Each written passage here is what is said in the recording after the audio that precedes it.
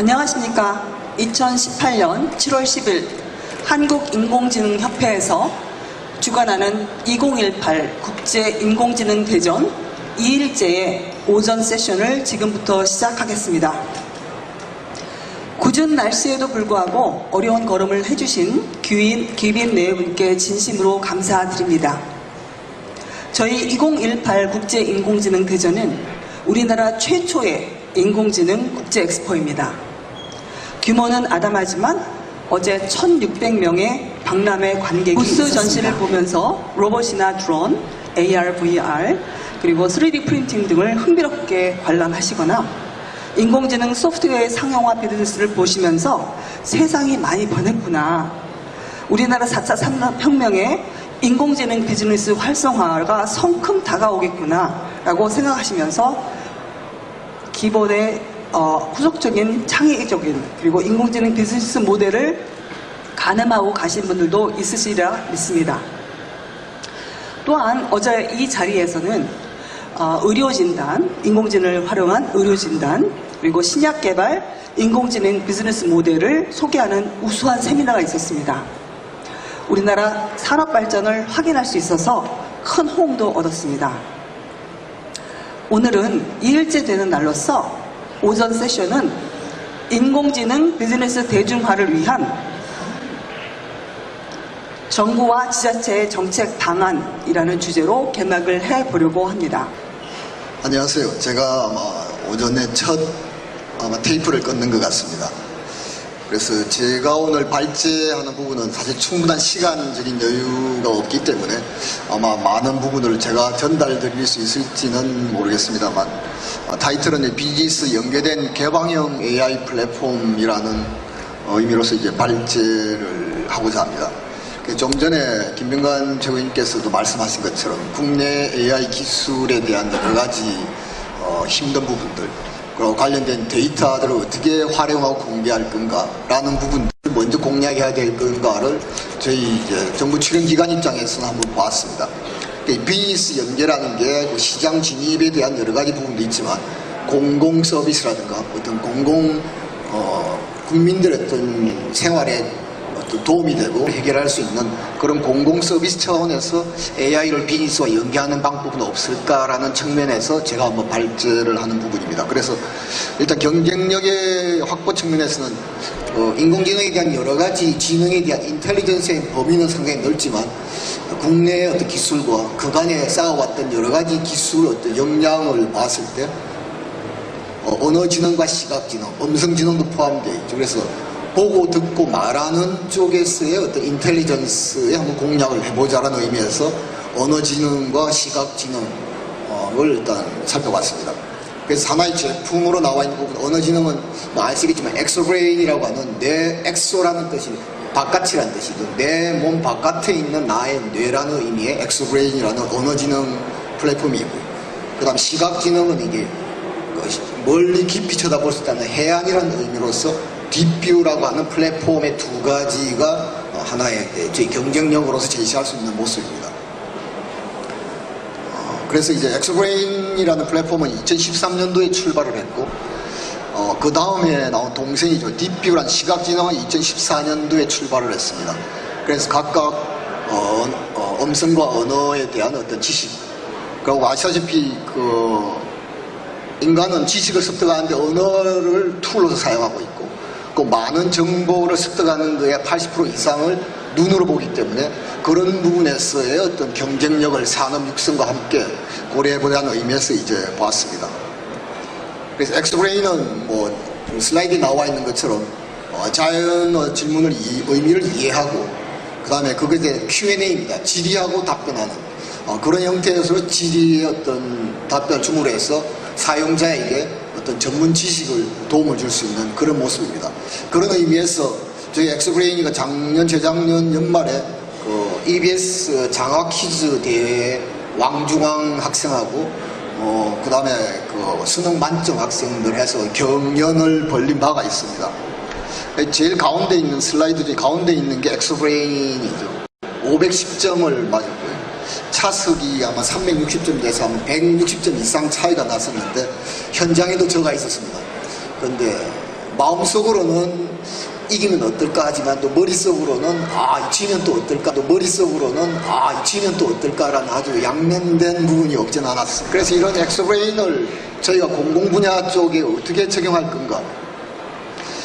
아시다시피 IBM의 그 왓슨 같은 경우는 제퍼디 쇼에서 한번 퀴즈 대회에서 한번 나간 적이 있다. 4년, 5년 후에 저희가 이제 자가 퀴즈에서 우승을 한 셈이었는데요. 단답식이 아닌 서술식으로 질의를 하고 답을 하고 그런 부분들은 앞으로 공공 분야의 비즈니스와 연계한다면은 현재 저희들이 진행되고 있습니다.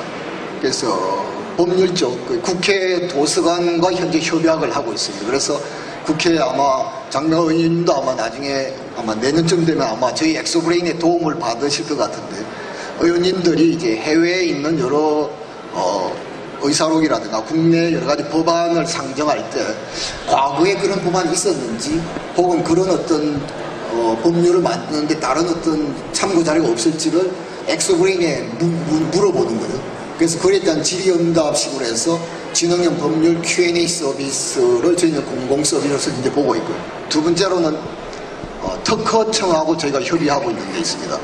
이 부분은 이제 특허는 워낙 요즘 들어서 지적재산권에 대한 이슈가 많기 때문에 그 부분들을 특허 이제 심사하시는 분이라든가 그것을 이제 출원코자 하는 일반인들한테 좀 더 특허 지식을 좀 더 빠르고 신속하고 정확히 제공해주기 위한 목적으로 이런 Q&A 질의응답 시스템을 인공지능 서비스로서 현재 플랫폼이 구축되어 있습니다. 시각지능 쪽은 사람의 눈처럼 눈에 보이는, 다시 말해 카메라에 비춰지는 사물의 영상의 안에 있는 의미, 그 안에 있는 사물이라든가 어떤 주변의 배경이 어떻게 움직여 있고 사람이 어떤 식으로 행동하고 있는지를 명사와 동사와 이런 부분들을 찾아내는 사람의 눈과 비슷한 역할을 하는 어떤 시각지능 소프트웨어 되겠어요. 이 부분은 저희들이 이제 일반 비즈니스 모델도 많이 하고 있지만 공공 목적으로 지금 저희들이 많이 하고 있습니다. CCTV 영상 추적을 해서 그 영상에서 나오는 복잡한 사물들의 관계를 보고 사건을 이제 찾아내는 부분들. 또 하나 재미난 부분은 쓰레기 투기를 하는 부분들은 일일이 CCTV를 통해 보고 이제 찾게 되는데 그런 부분들은 이제 이런 어떤 시각지능 소프트웨어를 이용하면은 쓰레기 투기하는 장면을 찾아서 어떤 그 자리에서 이제 경고를 줄 수 있다는 그런 부분도 할 수 있습니다. 물론 방송 콘텐츠에서도 이용할 수가 있고 또 요즘 그 관제센터에 보면은 CCTV 관제센터 보면은 그 근무하시는 분들이 워낙 많은 카메라를 쳐다보기 때문에 제대로 사건 사고를 찾아내지 못합니다.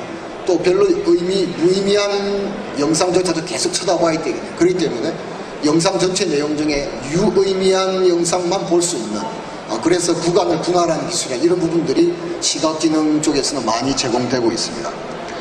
그렇다면 이런 부분들을 어떻게 저희가 비즈니스에 연계해서 활용할 수 있을까라는 측면에서 제안하는 부분은 개방형 인공지능 플랫폼입니다. 그래서 그러한 시각지능, 언어지능, 자인어 처리 이런 데 필요한 여러 가지 기술에 대한 API 셋이라든가 데이터 셋을 여러분들이 활용할 수가 있는 거죠.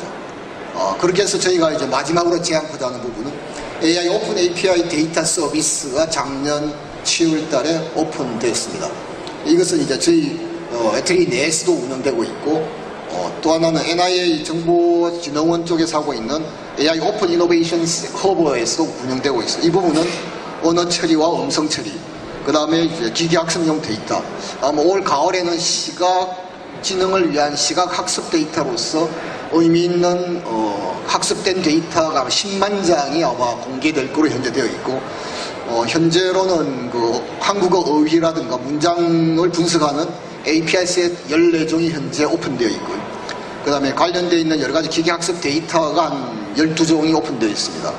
지금까지 한 10개월 정도 기간이 지났고요. 그동안 아마 400개 기관 이상이 접속을 해서 지금 누적 한 240만 건 정도가 액세스되고 있기 때문에 혹시라도 관심 있으시고 비즈니스에 좀 적용하시는 분들은 밑에 URL도 넣어놨으니까 그래서 한번 접속해 보시고 많이 활용하시길 기대하겠습니다. 예, 이상입니다. 방금 인공지능을 이제 우리가 어떻게 활용을 할 수 있는가에 대한 얘기를 자세하게 해주셨는데 천문연구원에서는 어떤 준비를 하고 있는가 하는데 하는 말씀을 좀 드리겠습니다. 근데 지금 제가 사실 드리는 말씀은 어떻게 보면은 천문학에 대한 얘기지만 실제로 이제 과학 일반에 다 적용될 수 있는 그런 내용이 아닌가 이렇게 싶습니다. 우선 이제 왜 그럼 이제 인공지능 같은 것들이 이제 점점 학계에서도 대두되느냐, 특히 천문학계에서 대두되느냐 하는 이유를 보면은 최근에 와서 이제 관측 자료가 이제 어마어마하게 증가를 하기 시작했다는 얘기죠. 그래서 그것은 이제 망원경이 우선 굉장히 대형화되어 있고요. 요거는 이제 저희 천문연구원이 참여하고 있는 27m짜리 그 망원경인데 아직 그 존재하는 거는 아니고 현재 건설 중에 있습니다. 그 다음에 이제 그 망원경이 크더라도 이제 거기서 이제 데이터를 실제로 만들어내는 거는 소위 검출기라고 하는 건데 이 검출기가 굉장히 감도가 높고 그 다음에 그 크기가 큰 그런 대형 디지털 검출기들이 이제 등장을 하기 시작했습니다. 그래서 이제 감도가 높다는 것은 그만큼 이제 빨리빨리 데이터를 받을 수 있다는 뜻이고, 그 다음에 이제 대형이다 하는 것은 한꺼번에 굉장히 넓은 영역의 이제 하늘을 감시할 수 있다는 이제 그런 얘기죠. 그래서 그 결과로 이제 굉장히 높은 효율의 자동화된 관측이 이제 가능해졌다 하는 얘기입니다.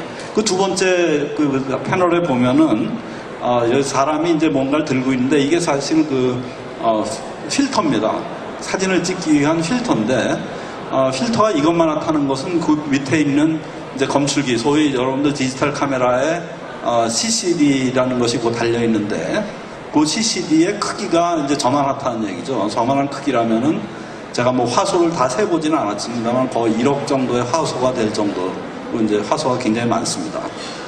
그래서 이제 이렇게 나오는 데이터들을 이제 분석을 해야 되는데 이 기존 분석 방법이 이제 한계에 봉착했다. 무슨 얘기인가 하면은 사람이 개입을 해서 데이터를 보고 그다음에 분석을 하고 이제 뭐 논문을 쓰고 그러는데 과거에는 뭐 그 데이터 숫자가 적으니까 그 일일이 다 손으로 처리를 하고 또는 뭐 컴퓨터로 처리를 하고 하더라도 이제 그 분석을 할 수 있었습니다만 점차 이제 그 한계에 도달했다. 그래서 이제 그 돌파구로 생각하는 것이 두 가지가 있는데요. 사실은 두 가지가 이제 어느 정도는 그 같이 나가고 있는 분야입니다. 하나는 인공지능 기법. 그러니까 우리가 이제 컴퓨터를 활용을 하되 우리가 알파고의 경우에서 봤듯이 이제 그것을 단순히 그냥 숫자, 무작위적인 숫자로다 이제 확률로다 계산을 하면은 그 바둑을 둘 수가 없다고 할 정도로 경우의 숫자가 많다고 합니다. 그러나 이제 인공지능 기법을 사용함으로써 그 경우의 숫자를 확 줄이고 그래서 실제로 이제 현재 가지고 있는 컴퓨터 능력으로 이제 충분한 분석이 가능하지 않을까. 물론 아직까지 그 큰 성과가 있다고 할 수는 없지만 앞으로 이제 그런 가능성이 있다고 보는 겁니다. 그 다음에 또 하나는 이제 시민 참여 연구의 활성화라고 하는 건데 어떤 데이터를 보고 이제 뭐 아주 가장 쉬운 예가 이제 분류를 하는데 그 분류를 하기 위해서는 사람이 일일이 보고 이제 하나씩 나눠야 됩니다. 근데 말씀드린 것처럼 데이터가 많아지면 이제 그 전문가들이 할 수 있는 양을 훨씬 벗어나기 때문에 그 데이터를 이제 그 일반 시민들이 접속을 해서 거기에 이제 자기가 각자 분류를 하는 이제 그런 일들이 점차 활성화돼서 이거는 상당히 이미 이제 좋은 결과를 내고 있습니다. 여기 맨 아래 오른쪽 사진이 그 갤럭시 주라고 하는 건데 여기에 접속을 하면은 지금도 여러분들이 뭐 은하를 분류한다든지 그런 이제 전문적인 일들을 할 수 있습니다. 굉장히 간단한 교육을 통해서. 이 대규모 탐사의 예를 몇 가지 보여드리겠습니다.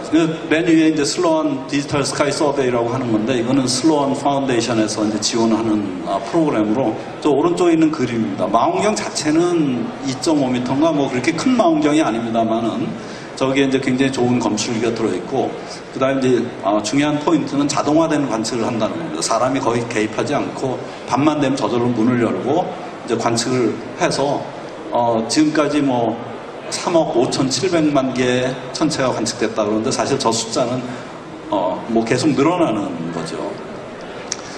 그 다음에 이제 팔로마 트랜지언트 팩토리라고 해서 이제 일종의 공장이라는 말이 들어있는데 이거는 기존에 이미 아마 1950년대인가 지은 망원경인데 그 망원경을 거의 활용하지 않고 있다가 다시 이 대형 검출기가 나옴으로써 이제 다시 재생을 시켜서 활용하고 있는 망원경인데요. 팔로마, 미국 팔로마 산에 있습니다. 팔로마 산에 우리가 뭐 5m 망원경이 제일 유명한 겁니다만은 이거는 그것처럼 유명하지는 않지만 전문가들한테는 잘 알려져 있는 그런 망원경이죠. 그래서 이 망원경의 특징은 이제 시야가 굉장히 넓다는 겁니다. 한꺼번에 굉장히 큰 하늘을 한꺼번에 사진을 찍을 수 있는데 과거에는 그걸 사진 건판을 이용해서만 할 수 있었습니다만 지금은 이제 아까 보여드린 거대한 그 CCD를 이용해서 이 사진을 찍으니까 하늘을 이제 북반구 전체 하늘을 한 1년에 300번 정도 반복적으로 관측한다. 자, 그래서 아까 제가 그냥 그 데이터가 많이 나온다 그러는데 사실 그 데이터가 많이 나온다는 거의 그 배경 중에 하나는 과거에는 우리가 이제 우주를 굉장히 정적인 것이라고 생각했습니다. 천체라는 것은 예를 들어서 태양 같은 거는 수명이 한 100억 년 정도 되기 때문에 뭐 며칠 사이에 변하는 그런 현상이 거의 없다는 얘기죠. 그런데 자세히 보니까 그 천체가 생각보다는 굉장히 다이나믹하다는 겁니다. 그래서 실제로 뭐 많은 천체들이 거의 변하지 않습니다만은 굉장히 작은 그 비율의 천체, 뭐 5%, 1% 이 정도의 천체가 굉장히 다이나믹한 현상을 보이는데, 근데 그렇게 하늘에는 워낙 별이라든지 은하가 많다 보니까 그런 다이나믹한 현상을 나타내는 천체의 숫자만 해도 어마어마해지는 거죠. 그래서 이제 계속 반복적으로 관측을 하는 것이 이제 최근에 와서 생긴 트렌드입니다. 그래서 시계열 관측을 하는 거죠. 그래서 이제 팔로마 트랜지언트 팩터리라는 게 이제 그런 의미에서 굉장히 중요한 천체고 그것이 최근에 이제 이름을 좀 바꿔서 주비키 트랜지언트 팩터리라고 이름이 바뀌었습니다. 예. 그 다음에 이제 LSST라고 하는 것이 2020년부터 이제 관측을 할 예정이고요. 그래서 딥러닝을 이용해서 이제 천문학에서 실제로 활용한 논문들이 서서히 나오기 시작합니다. 뭐 자세한 말씀을 드리긴 좀 어렵습니다만은 뭐 관측한 데서 이제 우리가 별이나 은하를 분류하는 거, 그 다음에 최근에 와서 그 굉장히 뉴스에 나왔던 것이 이제 케플러 우주망원경을 이용해서 외계 행성을 사람이 개입하지 않고 찾았다. 그것이 이제 시민과학과 인공지능의 결합이라 이렇게 얘기를 합니다. 중력파에서도 이제 이런 것들을 많이 활용을 하기 시작했고, 요 그래피티 스파이라는 키워드를 여러분들 지금 치시면은 들어가서 굉장히 흥미로운 참여를 하실 수 있습니다. 국내에서도 이제 이런 연구들을 이제 일종의 파일럿 스터디처럼 한 연구 결과가 좀 있고요. 그래서 마지막으로 이제 그 천문연구원에서 그럼 앞으로 이제 이런 거를 어떻게 대응을 할 것인가 하는 얘기를 잠깐 말씀드리겠습니다. 그래서 이제 천문연구원 자체가 생산하는 데이터가 굉장히 많고요. 그 다음에 저희가 참여하고 있는 대형 프로젝트도 있고, 이제 그런 것들을 다 모아서 뭐 한 5년 정도의 그 기간을 가지고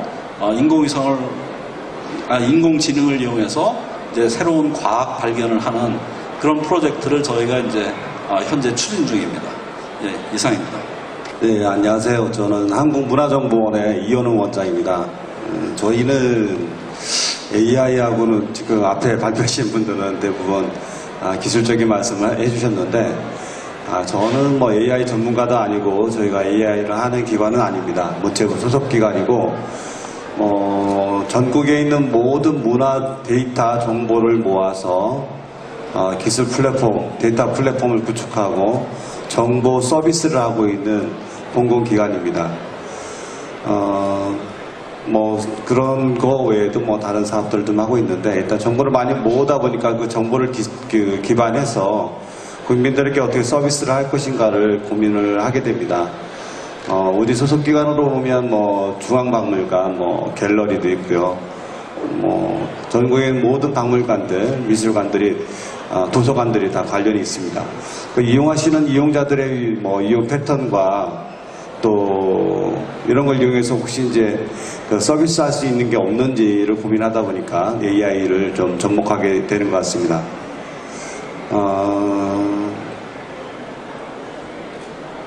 얼마 전에 미우새라는 그 프로그램이 있습니다. 보시나요? 네, 저 TV가 없는데 요즘 우리 아들 따라서 같이 유튜브 짤을 보다 보니까 미우새에 김건모라는 가수가 나오더라고요. 김건모가 침대에 누워가지고 이불을 뒤집어 쓰고 불 꺼, 불 켜 이러고 있더라고요. 이유는 자기가 좋아하는 그 옛날에 그 이본이라는 연예인과의 그 심지적 갈등을 개인에만 그 AI에 그 화풀이를 하고 있는 장면을 보면서 생활 속에 굉장히 많은 그 AI들이 들어와 있는 건 아닌가 이런 생각이 들었습니다. 승정원 일기라는 게 있어요. 이게 저희가 1994년부터 이거를 그 고전적인 그 말투를 현대 우리 국민들이 읽으면 이해할 수 있는 수준으로 번역하는 일을 사람이 수작업으로 하고 있는데 사람이 하면 이게 94년부터 45년간 걸린다는 거예요. 근데 이거를 AI를 이용하면 공기를 낮춰서 27년을 절약해서 18년 만에 그 승정원 일기를 우리 학생들이 읽을 수 있는 그런 시스템으로 빨리 그 개발해서 번역할 수 있다는 겁니다. 이것도 나름대로 AI라고 하고 중국에 AI도 있지만 그 간체 글자를 그냥 바꾸는 수준이라 우리가 갖고 있는 기술과는 좀 다른 것 같고요. 수화도 전 세계 그 청각장애인이 한 1% 정도 된답니다. 100명 중에 1명 정도는 청각장애가 있는 거죠. 이분들을 위해서 수화를 번역할 수 있는 시스템이 있으면 어떨까 이런 생각이 또 요즘 많이 고민되고 있죠. 이와 더불어서 이제 우리나라는 요즘 관광 사드 때문에 관광객들이 많이 안 오고 있는데 어떻든 저는 이제 ICT와 우리나라 문화, 관광, 방탄소년단으로 대표되는데요. 방탄소년단의 팬들이 전 세계 1000만 명이랍니다. 그분들이 우리나라에 한 번씩만 1년에 놀러 오면 어떨까요? 네. 어쨌든 우리 관광객들이 늘어나고 있는데 관광객들을 위한 서비스 어느 나라를 가든 꼭 박물관을 갈 이유는 없겠지만 박물관을 온다면 박물관에 와서 좀 좋은 서비스를 받아야 되는데 우리 현재 박물관 서비스는 항상 정해진 시간에 맞춰서 와야 돼요. 미리 예약을 해야 되고 외국인들이 하기에는 좀 어렵겠죠. 그래서 불만들을 보면 영어로 서비스도 잘 안 되고 또 여러 가지 또 그 인포메이션에 접속하는 데도 좀 어려움이 있고 이런 거 있습니다. 만약에 이런 박물관의 이 도슨트 서비스를 일상적으로 AI 로봇을 통해서 할 수 있다면 또 관광객을 좀 늘릴 수 있지 않을까 이런 고민도 하게 된 거죠. 그래서 우리가 하는 올해 첫 번째 사업 중에 AI와 관련된 사업으로 보면은 이런 큐레이팅 도슨트 로봇을 1년에 올해 저희가 4대를 만들어서 중앙박물관에 3대 그리고 나주박물관에 1대를 보급하는 사업을 지금 하고 있습니다.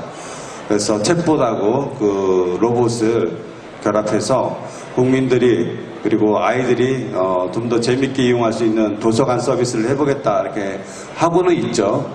근데 도서관이라는 게 박물관이라는 게 1년에 아니 전 세계 학창 시절을 생각해 보면 초등학교, 중학교, 고등학교 때 가봐야 1년에 한 번 갈까요? 그러니까 한두 번밖에 안 갈 거예요.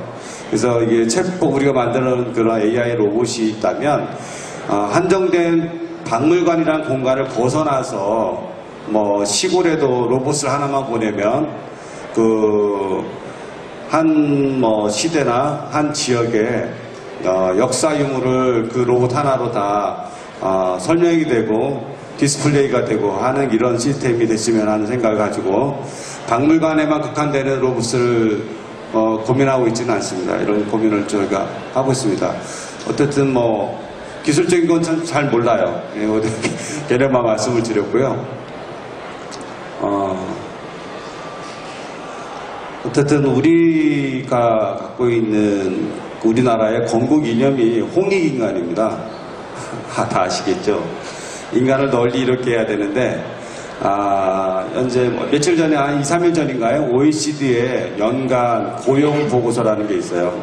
그 보고서에 의하면 기술 성장은 있었는데 오히려 근로자들의 임금은 더 낮아졌다는 겁니다.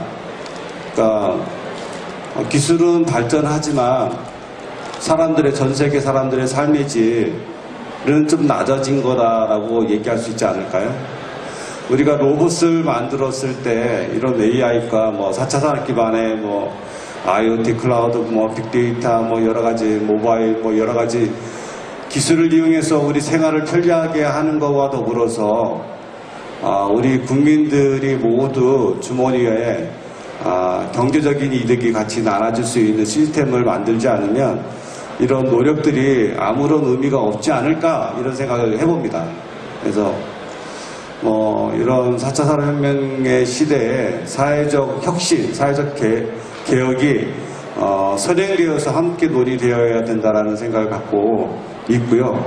또 AI 로봇 혼자만 발전하게 되면 분명히 생산수단을 몇 사람이 독점함으로써 많은 사람들이 오히려 더 배고픈 세월이 오지 않을까 이런 생각이 듭니다. 그래서 절대적으로 AI는 사람들이 하는 고용을 대체하는 개념보다는 보조하는 개념으로 개발이 되고 또 그런 쪽으로 진행이 되었으면 하는 생각을 갖고 있습니다. 네. 감사합니다. 광명시 시장이신 양기대 시장님을 모시겠습니다. 네, 다시 인사드리겠습니다. 광명시장을 했던 양기대입니다. 어때 좀 사진이 좋죠? 제가 작년에 광명시장 하면서 우리 챗봇하고 대화를 나누는 그런 장면입니다. 여기서 이제 일이 시작됐습니다. 지자체장을 하다 보면 남녀노소 할 것 없이 이 4차 산업혁명 시대에 대한 불안감이 있습니다. 일자리, 또 미래가 어떻게 될 것인가. 노인 어르신들조차도 앞으로 이 시대에 어떻게 적응을 할 것인가에 대한 관심들이 많고 불안하기도 하고. 그래서 이제 제가 작년에 코딩 교육을 좀 미리 시작을 했습니다. 주로 학부모님 상대로 코딩 교육을 광명시에서 먼저 했는데 역시 학부모님들이 관심과 반응이 아주 좋았습니다. 자신이 알아야 자녀들한테 가서 얘기해 줄 수 있고 같이 논의할 수 있다는 측면에서 우선 거기서부터 시작을 했었습니다. 근데 작년 여름 전후로 해서 우리 광명시에 사시는 중소 챗봇 제조회사 임원이 제 방에 한번 찾아왔어요. 와서 이런저런 얘기를 하는데 제가 인공지능이나 챗봇 이런 거에 대해서 이렇게 지식이 많지 않기 때문에 듣고 말았었습니다. 근데 그러한 그 과정 속에서 한번 챗봇하고 제가 대화를 아까 하게 됐습니다. 그러면서 저도 그거에 대해서 조금 더 깊게 생각하고 고민하게 됐습니다. 현재 우리 나라에는 챗봇 회사가 스타트업이 한 20여 곳 있고 챗봇 제작업체가 한 100여 곳 있다고 합니다. 그래서 이제 그런 속에서 제가 좀 이해가 좀 약간 넓어지면서 그렇다면 우리 광명시에 있는 주로 취업 상담사나 또 경력단절 여성이나 먼저 해서 챗봇 트레이너를 좀 양성하는 교육을 했으면 좋겠다. 그런 얘기를 주고 받았습니다. 그래서 작년에 1차적으로 저희 광명시가 지금 취업과 관련해서 상담사를 많이 두고 있는데 우선 챗봇을 활용해서 이 지자체의 상담사, 취업 상담사들을 먼저 교육을 시키자 해서 교육을 했었습니다. 무려 55명이 했고 아까 그 회사는 미스터 마인드라는 회사인데 저걸 이제 시작을 했습니다. 두 번째는 우리 광명시에는 학습 코디네이터라는 선생님들이 많이 계십니다. 이분들은 광명시가 이렇게 추진하는 여러 가지 자녀 교육에 대한 그런 교육들을 기초과정, 심화과정을 배우시는 분들인데 거기 수련분들을 상대로 저희들이 학습 코디네이터 자격증을 주고 초등학교나 도서관, 공공교육기관에서 이제 일을 하게 하시는 분들인데 그분들 50명을 상대로 주로 그분들이 경력단절 여성 학부모들이시죠. 그분들을 상대로 챗봇에 대한 여러 가지 교육을 하고 또 뭐 인공지능에 대한 기본적인 그런 교육도 같이 우리 미스터 마인드에서 나와서 하게 됐습니다. 이제 그런 그 예를 한 다음에 올해는 예산을 편성해서 결국은 지자체가 두 가지를 해야 되잖아요. 하나는 이러한 프로그램 프로젝트를 할 수 있는 계획을 세우고 두 번째는 예산을 편성해서 이것을 실행하게 하는 게 중요한데 예산을 2018년에 편성을 해서 본격적으로 챗봇 트레이너 양성 과정을 개설했고 우선 모집을 했더니 20명 정도가 사실 뭐 100명, 200명도 할 수 있는데 예산이나 여러 공간의 한계, 뭐 또 우리 회사의 한계 이런 것들 때문에 우선 20명을 먼저 해가지고 주로 이제 나이는 뭐 다양합니다. 그러나 3, 4, 50대 여성들이 좀 많았고 그래서 3개월 동안 했고 이분들의 반응이 너무 좋습니다. 너무 좋은데 이제 저희들은 이런 거죠. 이것을 이제 매년 더 넓혀서 할 계획인데 챗봇 트레이너를 양성했을 때 이분들이 가서 무엇을 할 것이냐, 어떤 일을 할 것이냐 그런 일들이 주어져야 계속 되지 않겠습니까? 그래서 저희들은 이렇게 좀 생각을 했습니다. 뭐냐면 당장 챗봇 트레이너가 할 일이 주어지지 않는다면 우선은 지역에서 학생들, 학교에서 가능하죠. 또 경로당, 또 그런 여러 사람이 모이는 공공기관에서 챗봇 트레이너가 챗봇에 대해서 또 인공지능의 기본에 대해서 여러 가지들을 가장 기본적이고 시민들이 이해하기 쉽게 이렇게 교육을 하는 그런 일자리 창출 차원에서 먼저 시작을 해야겠다 그런 생각을 하게 됐습니다. 그래서 이제 제가 이런 경험을 통해서 해보니까 가장 중요한 것은 우선은 지자체장이나 그 도시가 이런 거에 대한 필요성을 느껴야 하잖아요. 근데 저는 아까 우리 그 인공지능 챗봇 회사의 임원하고의 관계 때문에 제가 알게 됐지만 조금 더 차원을 넓혀야겠다 그런 생각을 하게 됐습니다. 왜냐하면 개개 기업이 하면은 어떤 이권이라든지 개인적인 차원에서의 그런 문제들이 보이도 살 수 그래서 우리 사단법인 인공지능협회 같은 그런 좀 공적인 기관들이 같이 협약을 맺고 여러분들이 잘 알고 있듯이 지금 현재 국내 기관 산업은 상당히 위기에 있습니다. 뭐 제조업이 뭐 지금 17.2%의 성장률에서 지금 0.4%, 매출 증가율도 지금 18.5%에서 5% 정도로 0.5% 정도로 떨어졌고요. 청년 실업은 10년째 지금 저성장을 이루고 있습니다. 그렇지만은 지금 독일이라든가 미국은 제조업 성장률도 높아질 뿐만 아니라 일자리도 지금 현재 늘어나고 있는 상황이고요. 우리나라는 지금 OECD 평균 보면은 청년 실업률이 12.5% 상당히 지금 문제가 되는 시대고요. 세계 평균 3.2%의 성장률에서 대한민국은 2.8%뿐이 되지 않고 지금 우리나라 국제 경쟁률도 24% 정도로 상당히 낮고 있습니다. 뭐 4차 산업혁명 준비도는 말레이시아보다도 더 낮은 지금 현재의 수준이고요. 그러면 지금 세계는 뭐 지멘스의 스마트 팩토리라든가 지가 지금 뭐 산업 중대형 장비 중심의 소프트웨어 중심으로 바뀌고 있고 스타벅스가 데이터 활용이나 빅데이터 인공지능을 통해서 커피 브랜드 중에서 1위를 지금 그것도 뭐 2억원은 한 3배, 4배 차이 1위를 달리고 있죠. 그게 다 빅데이터를 활용한 부분이고요. 아디다스가 생산 주기를 일주일에서 5시간으로 줄인 것도 결국은 소프트웨어를 접목한 생산 증대와 고가치 경제 활성화를 만들었다는 거죠. 그래서 저는 4차 산업 활성화 방안으로 경기도를 저는 중소기업과 벤처기업을 100% 소프트웨어 중심 기업으로 전환을 해야 된다. 그거는 뭐 소프트웨어를 잘 개발하는 것도 중요하지만 소프트웨어를 잘 활용하는 중소기업이 결국은 경쟁력이 있다라고 볼 수 있는 거고요. 그 다음에 뭐 소프트웨어 중심을 통해서 생산과 품질 경쟁력 뭐 앞에서 말씀드렸고 또 제조업 직원에 대한 소프트웨어 교육 강화, 저는 이 부분에 대해서 되게 중시하고 있고, 어저께도 이제 경기도에 제조혁신센터를 다녀왔습니다. 다녀오면서 그 부분에 대해서 강조를 했고요. 그 다음에 인공지능과 소프트웨어를 통해서 이제 생활의 활성화를 시키겠다. 그 다음에 소프트웨어를 통해서 노동 시간을 단축할 수가 있다고 저는 생각을 합니다. 뭐 재택근무도 할 수도 있고요. 또 장애자들에게 그런 부분들을 소프트웨어를 교육을 시키고 소프트웨어 전문가를 통해서 장애자들도 재택근무를 통해서 소프트웨어, 그 다음에 노동에 대한 탄력성도 부정할 수 있는 게 소프트웨어 업무일 것 같습니다.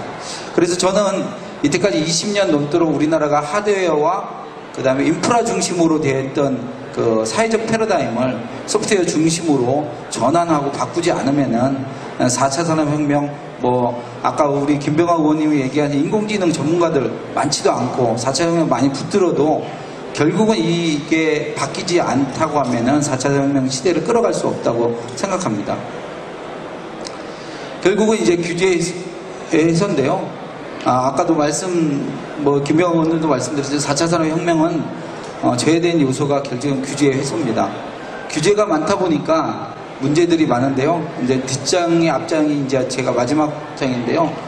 결국은 이제 빅데이터를 수집을 하고 빅데이터를 분석하고 그거를 활용하는 능력들을 자체를 저는 경제의 일환으로 봐야 된다라고 생각을 합니다. 이제 지금은 이제 기업 데이터 시대가 마이 데이터 시대로 바뀌고 있지 않습니까? 그래서 저는 이제는 택시 운전사가 예를 들어서 드라이브만 해서 돈을 버는 그런 시대는 끝났다고 생각을 합니다. 택시에 센서를 달고 택시가 돌아다니는 위치와 또 택시 운전사가 갖고 있는 데이터를 돈을 주고 팔 수 있도록 해야 되고, 개인 데이터도 내가 그냥 동의를 해서 무료로 제공하는 게 아니라 내가 동의를 하게 되면 그에 대한 보상을 받아야 된다는 그런 시대고, 또 그 데이터를 모은 기업들은 분석을 해서 분석한 데이터를 기업이나 정부나 이렇게 또 그거에 대한 필요한 요소에 팔 수 있어야 된다고 생각을 합니다. 그래서 이제는 데이터가 경제 활성화의 일원으로서, 경제 주체의 일원으로서 이루어지지만이 인공지능 시대에 그것도 잘 활용할 수 있다고 생각을 합니다. 여기에 보면은 무빙 규제라고 제가 나와 있는데요. 그 자율주행 자동차의 데이터 수집을 하고 분석하고 저장을 하는데 10가지의 규제가 지금 들어가 있습니다. 이 규제가 이렇게 많은데 어떻게 자율주행 자동차가 일어날 수가 있습니까? 그래서 사실은 앞에서 말씀드렸듯이 이민하 교수님이 말씀드린 거를 제가 이제 참고 자료로 넣어놨는데요. 10가지의 규제를 한 가지 자율주행차를 위해서 이렇게 많은 규제가 있기 때문에 우리나라가 규제를 풀지 않으면 4차 산업혁명 시대를 선택할 수 없다. 대통령님께서 샌드박스를 얘기하고 하지만은 공무원들이 일을 하다 보니까 이런 일들을 규제 개혁을 하는데 힘들더라고요. 제가 통계를 보니까 여기는 나와 있지는 않지만은 2007년도에 한 6,000개 정도의 규제가 2017년도에 통계를 보니까 14,000개로 오히려 늘어났습니다. 그러니까 많은 규제를 통해서 이런 산업이 일어나다 보니까 활성화가 안 되는 거죠. 이게 마지막 장이다 보니까 제가 이제 경기도지사 인수위원회에 있다 보니까 느낀 점을 잠깐 말씀을 드리고 마치겠습니다. 지금 4차 산업혁명 시대를 맞이해서 경기도가 1,300만 인구고요.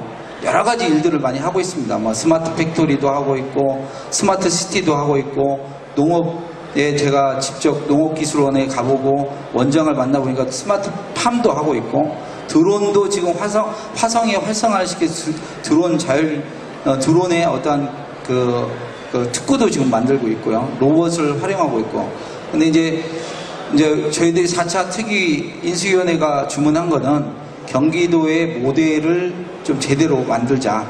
그 다음에 경기도가 할 수 있는 일을 또 특성화시켜서 좀 만들어 보자라고 했습니다. 그래서 특히나 이제 저희들이 스마트 시티, 판교 2벨리와 판교 3벨리, 그 다음에 지금 현재 짓고 있는 여러 군데 있습니다. 광명, 시흥간, 광교밸리라든가 이런 부분들도 저희들이 중점에서 그거의 예산과 그 다음에 산업을 키우는 데 하고 있는데요.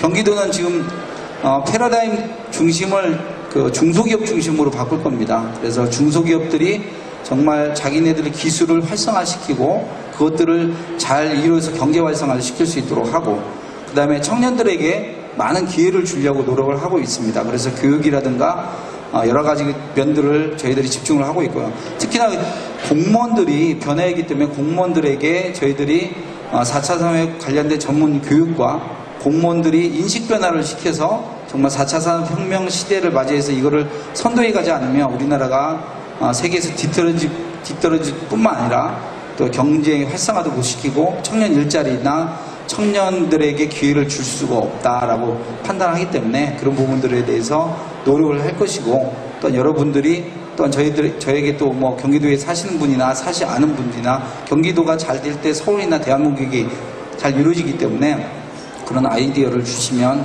제가 또 열심히 하도록 하겠습니다. 이상 마치겠습니다. 이제부터는 우리가 토론을 하겠는데요.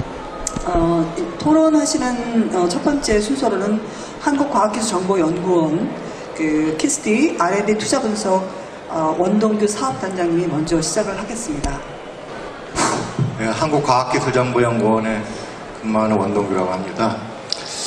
저희 연구소는 정부 출연연구소고요. 데이터를 주로 하고 있고, 그래서 저희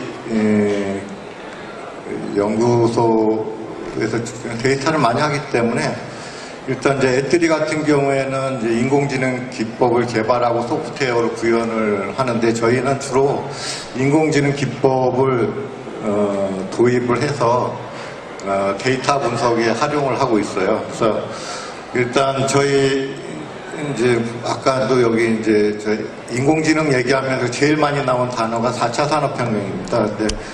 그래서 뛸 수가 없는 관계인데, 저희 일단 4차 산업혁명 관련해서 두 가지 변화가 있어요.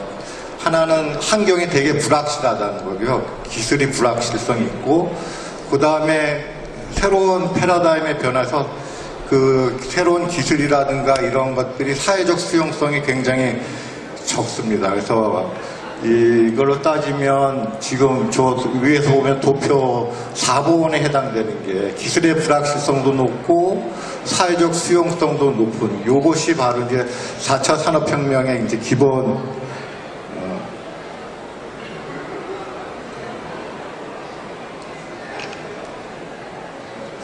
개념이 되겠는데요.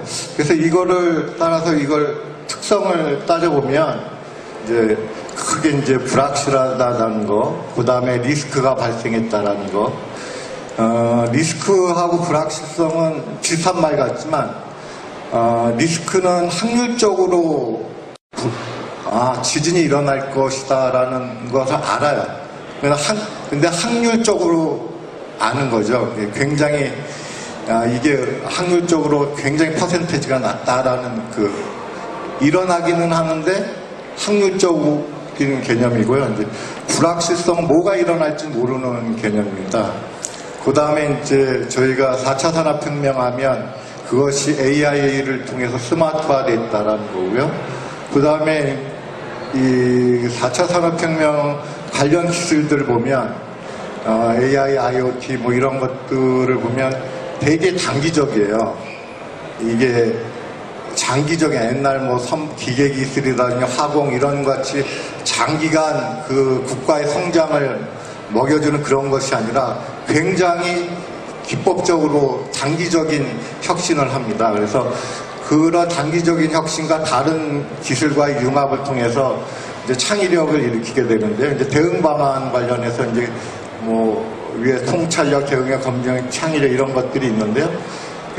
그거에 이제 주요 내용들이 있습니다. 시뮬레이션하고, 그 다음에 투명성을 확보하고, 진흥화하고, 플랫폼화하고, 저런 주요 내용들이 저희 연구소에서 하고 있는 겁니다. 저희가 이제 모델링 앤 시뮬레이션, 그 다음에 투명성 확보를 위해서 보안이라든지, 뭐, 이런 개념들을 쓰고 있고요. 그 다음에 진흥화 AI 활용하고 있고, 그리고 이제 저희가 이제 서비스를 위해서 이제 플랫폼화하고 이런 것을 하고 있습니다. 그러니까 아까 천문연구소의 연구원에서도 이제 말씀드린 것처럼 이제 4차 산업혁명이 되면 사람이나 물체가 동일한 힘의 균형을 갖게 됩니다.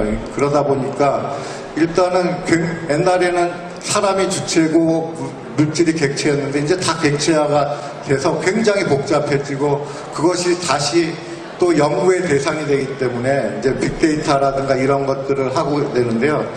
근데 사실은 지금 뭐 공공 부분에서 이제 데이터 개방을 한다고 하지만 개인 정보 때문에 이제 문제가 굉장히 많아요. 근데 지금 저희 연구소 차원에서의 빅데이터는 되게 연구 데이터입니다. 그래서 어떤 소유격이라든지 어떤 정보, 개인 정보 그런 경우가 굉장히 작기 때문에 오히려 이제 연구소의 데이터 개방 이쪽을 가지고 어떤 식으로 시민들이 그것을 새로운 AI를 적용해서 응용 서비스를 만들어내는가 하는 것도 굉장히 중요한 모티브가 될 것이고요.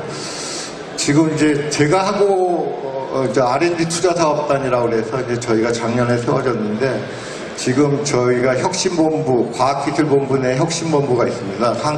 혁신본부 내에서 R&D 투자, 국가 R&D 투자 의사결정을 하는데 저희가 인공지능을 활용을 하고 있습니다.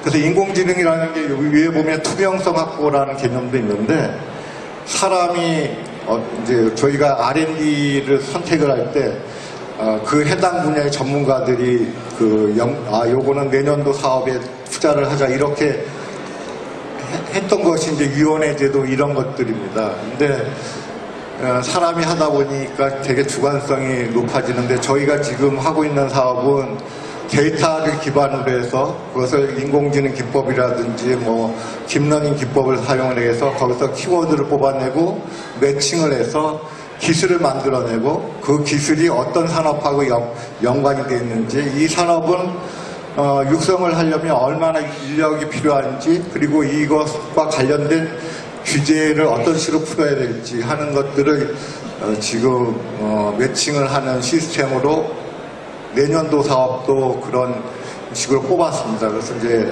뭐 신문지상에 보면 R&D 패키지 제도 이런 것들이 있는데 그 사업도 사실은 인공지능을 활용해서 하고 있다라는 거고요. 특히 이제 제가 옆에 이렇게 인과지도를 그려놨는데 지금 문제는 사실은 4차 산업혁명위원회가 있지만 정부 주도는 사실은 아닙니다. 근데 지금 4차 산업혁명이 패러다임의 변화이기 때문에 누군가가 앞에서 리딩을 해줘야 되는데 지금 그렇지 못하고 있고요. 그래서 물론 이제 처음 출발할 때 독일의 그 인더스트리 4.0의 개념을 따랐어요. 그래서 독일의 인더스트리 4.0도 사실은 민간 주도의 산업협회가 주도를 해서 표준화를 먼저 했습니다. 근데 자세히 생각을 해보면 표준화라는 건 규격이 만들어주는 건데 인공지능이라든지 4차 산업혁명하고 그렇게 벗어난 세기 때문에 3년 만에 중도에 포기를 했어요. 그래서 이제 다시 정부 주도로 경제부하고 교육성 주도를 해서 다시 플랫폼 인더스트리 4.0이라는 이름으로 다시 시작을 했습니다. 그래서 이 패러다임 변화를 이렇게 방향이 모르는데 민간 주도로 한다. 규제를 푸는 중심으로 간다. 이런 것은 좀 문제가 있다고 생각을 하고요. 그래서 이제 요거 간단히 얘기를 하겠습니다. 그래서 저희가 지금 문제가 혁신성장하고 소득 주도형 성장이 서로 엇박자를 맺힌다 하는 게 굉장히 문제거든요. 그것도 저는 지금 소득 주도는 수요 중심, 수요를 어떻게 만들어낼 것이냐 하는 문제고 혁신성장은 이런 4차 산업혁명 관련 기술들을 얼마나 개발을 해서 그것을 시장으로 창출을 하는 공급 중심의 경제입니다. 이게 서로가 부처도 틀리고 지금 문제가 저는 서로 엇박자가 난다라는 것이 저는 그러한 통합성이 없다고 생각을 하는데 이런 아까 이런 개념으로 보면 지금 풀리지 않을까 하는 이제 그림을 그려놨어요. 그래서 혁신 성장하고 소득 주도형 성장, 공정 경제가 어떤 식으로 매칭을 될 수 있을까 하는 개념이고요. 요거를 보면 지금 저희가 지금 혁신본부에서 국가 R&D 투자 사업을 선정을 할 때 저러한 개념으로 파이 개념으로 합니다. 맨 처음에 기반 기술이 핵심 기술이 있고 기반 기술이 있고 융합 기술이 있습니다. 이것을 산업에 연계를 해가지고요. 저게 볼록볼록하게 나와 있는 깃발 모양은 과제 기술명입니다. 저 기술명을 가지고 사업을 구성을 합니다. 그래서 저 사업을 구성을 하게 되면 저게 지금 중복도 배제된 거고요. 새로운 기술들입니다. 그리고 저거를 스쿨코스 DB라고 해서 4천만 건의 그 데이터가 쌓여있는데 그 4천만 건의 데이터를 가지고 거기서 딥러닝을 돌립니다. 딥러닝을 돌려서 기술을 뽑고 그 기술을 가지고 이제 선택을 하게 만드는 건데, 그러니까 지금 정부에서도 인공지능을 활용해서 이런 식으로 국가 R&D 투자 정책을 하고 있다라는 이런 식으로 저희 패널 토론을 마치겠습니다.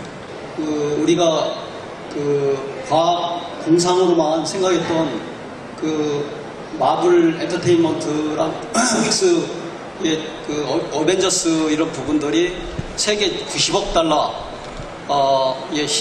매출을 올리고 우리나라에서만 약 한 7천억 정도의 매출을 얻은 걸로 그렇게 보고가 되고 있습니다.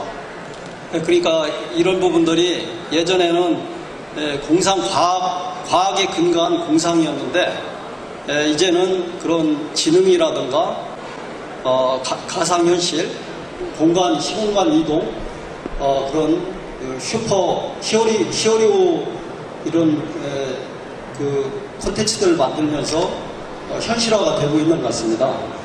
그래서 지금 전 세계적으로 확장적이고 다계층적인 플랫폼, 또한 마이데이터나 빅데이터, 민관 빅데이터 이런 부분들의 거래나 공유, 가치화, 지능화나 자동화로 크게 산업이 시프트되는 것만은 확실한 것 같습니다. 지능화 시대에 맞게끔 아까 문재용 우리 위원장님께서 말씀을 하셨는데 이건 분업화와 전문화 시대로 이제 가는 것 같습니다. 기존에는 대기업 중심이나 기업 규모 경쟁으로 성장을 했는데 이제는 기술 전문화, 분업화의 그런 성장이 되는 것 같고요. 그래서 AI 부분이 너무 과대나 확대 해석되는 이런 부분들은 좀 자제를 할 필요가 있다고 보고, 현실적으로 우리의 AI 부분은 굉장히 뒤떨어져 있다고 생각합니다. 권위자가 없고 연구 성과도 좀 낮고, 우리 애트리에서도 오셨는데 죄송한 얘기지만 가야 할 길이 굉장히 멀다고 생각합니다. 그래서 한국형 AI 플랫폼의 원천 기술들을 확보할 필요가 있다고 저는 생각이 들고, 두 번째는 우리 김용환 의원님께서 말씀하셨지만 AI 지능 창조적인 인재들이 약 한 10만 명은 양성이 돼야 한다고 봅니다. 현장에서 볼 때 저희 기업 입장에서 보면 굉장히 인재 확보하기가 굉장히 어렵고 AI에 접근하기가 굉장히 어려운 부분들이 많이 있는 것 같습니다. 애트리에서 발표한 DPO나 이런 부분들이 스마트 시티나 교통, 의료 이런 부분들에 스마트 산업에 좀 더 깊게 접목이 될 필요가 있고, 이런 부분들이 오작동이나 잘못됐을 때에 대한 부분들도 대비를 할 필요가 있다고 봅니다. 특히 이동체에 관련한 드론봇이라든가 무인 자동차 이런 부분들이 지능화와 연계가 됐을 때 그런 오작동 위험성들 이런 부분들은 또 다른 준비를 해야 하고, 특히 오늘 발표해 주신 문화정보원이랑 천문원에서 발표한 데이터들이 문화정보 같은 경우는 7,500만 건에다가 하루에 천문 데이터는 15TB가 발생한다라고 그러니까, 이런 부분들이 산업 데이터와 결합이 돼서 양질의 서비스를 한다라고 그러면 시너지가 굉장히 높아질 거라고 생각이 들고요. 지금 스마트 산업이나 인공지능을 좀 우리가 성장시키고 확산시키기 위해서는 이 정부 조직뿐만 아니라 민조직이나 이런 부분에서도 조직이나 기능에 있어서 일하는 방식이 많이 바뀌어야 하고, 담당자의 사고도 굉장히 패러다임이 좀 바뀌어야 하는데 그런 것들은 그대로인 것 같아요. 즉 예를 들면 사업계획서를 하나 만들고 발주가 되고 했을 때 그 만드는 방법이라든가 접근하는 기술의 신기술에 접근하는 방법 또 그 RFP에 나와 있는 이런 사항들을 보면 하나도 바뀐 게 없습니다. 이런 부분들이 좀 많이 바뀌어야 하고 지금 이제 생산성 문제는 굉장히 크게 화두가 되고 있습니다. 52시간 그 근로제를 하면서 지금 우리가 32% 중소기업의 32%의 생산성밖에 안 되는데 맥킨지에서 보고한 바에 의하면 710만 개의 일자리가 대체가 되고 이게 6월 달에 보고된 자료입니다. 210만 개가 새롭게 만들어진다고 합니다. 일자리가. 우리나라를 예를 들은 겁니다. 그리고 진흥화를 통해서 27%의 진흥화로 해서 생산성을 향상하며 시킨다는 그런 건데 27%를 글쎄 그게 과연 가능한가? 그래서 아까 그 지금 옆에 그 방금 전에 발표하신 분께서 말씀하신 바와 같이 포용과 혁신 성장과 대립되는 그런 부분들에 신기술들을 이렇게 적응을 못하는 일자리 전환이 제대로 안 돼서 적응이 안 되는 부분들이 좀 더 적용이 될 수 있도록 해야 할 것 같습니다. 예를 들면 무인 톨게이트 시스템이라든가 공장 자동화라든가 이런 부분들이 일자리 때문에 촉진이 안 되면서 일자리 전환도 안 되고 산업 촉진도 안 되는 또는 혁신 성장도 안 되는 이런 부분들이 좀 바뀌어야 할 것 같고 마지막으로 말씀을 드리겠습니다. 그 로봇 어드바이저라는 그런 금융 그 AI가 결국은 금융 산업을 지금 붕괴를 시키고 있습니다. 그 미국 사례를 보면 대형 그런 금융사들 중심의 그 금융권들이 이제는 그 전문화되고 소형화된 예를 들면 사람과 로봇 어드바이저가 결합된 하이브리드 형태의 그런 산업으로 지금 변화를 가고 있습니다. 그래서 7,500개였던 게 15년 전에 지금 한 4,000개로 늘어나서 이런 하이브리드형의 그런 AI 산업들을 많이 육성해야만이 일자리도 확대되고 성장할 수 있다고 생각합니다. 감사합니다.